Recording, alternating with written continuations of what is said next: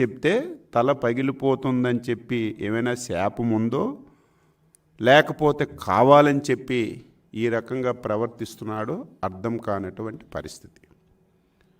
మాట ఆడితే ఎక్కడికి వెళ్ళినా వైసీపీ పార్టీ మేనిఫెస్టో ఒక బైబిల్, మిగతా రెండు పేర్లు నేను ఎత్తక్కర్లేదు, ఎందుకంటే ఆయనకి బైబిల్ బాగా ఇష్టం కాబట్టి బైబిల్ ఇది.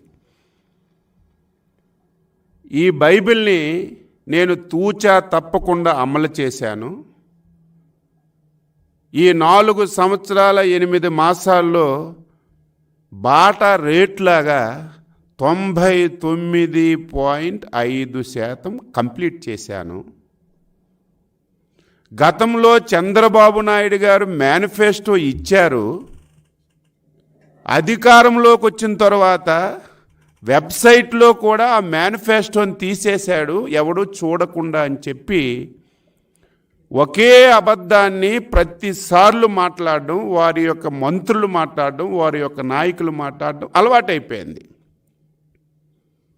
అందుకే ఈరోజు వాస్తవాలు జగన్మోహన్ రెడ్డి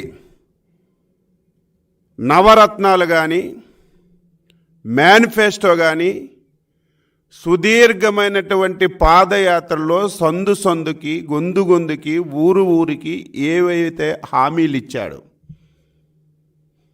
ఆయన చెప్పిన ప్రతి మాట, ప్రతి హామీ వాస్తవ రూపంలో ఒక బ్రహ్మాండమైనటువంటి బుక్లెట్ వేసి ఆ బుక్లెట్ని రిలీజ్ చేయడం, ఏదైతే తప్పుడు సమాచారం తెలుగుదేశం పార్టీ పైన చెప్తున్నాడు, 2014-19 మేనిఫెస్టో వెబ్సైట్లో లేకుండా చేశారని చెప్పి ఒక అబద్ధాన్ని ప్రతిరోజు చెప్తున్నాడు.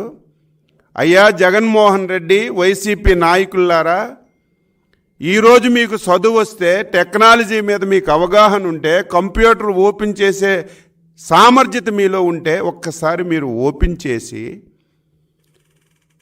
ఎలక్షన్ వెబ్సైట్లోకి వెళ్తే ఇప్పటికి కూడా 2014-19 తెలుగుదేశం పార్టీ ఇచ్చినటువంటి మేనిఫెస్టో అద్దంలా కనబడుతుంది.